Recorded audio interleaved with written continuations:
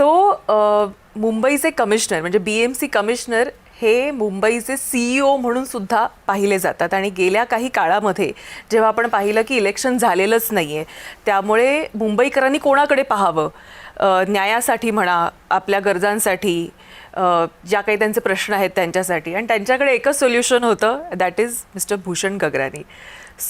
हा जो टेन्युअर होता, when there is nobody and you are the only one who was watching everything, मग ते flood असो, ते मुंबईचे रस्ते असो, ते मुंबईचा पाण्याचा प्रश्न असो, कचऱ्याचा प्रश्न असो, किंवा इतर काही इन्फ्रास्ट्रक्चरचे प्रश्न असो, हे सगळं डील करत असताना किती चॅलेंजेस वाटले? बिकॉज दुसरा हेल्पिंग हँड ॲज सच प्रशासनाव्यतिरिक्त कोणी नव्हता.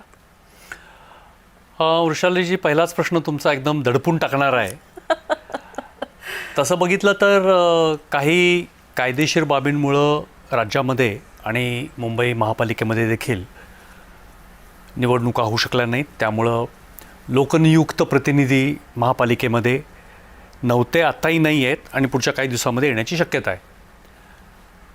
तर त्याच्यामुळं हा संपूर्णपणे प्रशासनाने गेल्या काही वर्षामध्ये चालवलेला कारभार होता. लोकनियुक्त प्रतिनिधी असायला पाहिजेत, पण हा चर्चेचा वेगळा विषय आहे. या कालावधीमध्ये आपण म्हटला की सर्व मुंबईकरांच्या आशा माझ्यावरती होत्या. हे कदाचित थोडी अतिशयोक्ती होईल. माझ्यावरती होत्या म्हणण्यापेक्षा महापालिकेवरती होत्या असं म्हणणं जास्त बरं राहील. कारण महापालिका ही अत्यंत, मुंबईची महापालिका सक्षम अशी यंत्रणा आहे, ज्याच्यामध्ये महापालिकेतर्फे अनेक वेगवेगळ्या सेवा मुंबईकरांना दिल्या जातात. अतिशय कार्यक्षमतेनं दिल्या जातात असं मी या ठिकाणी दावा करेन.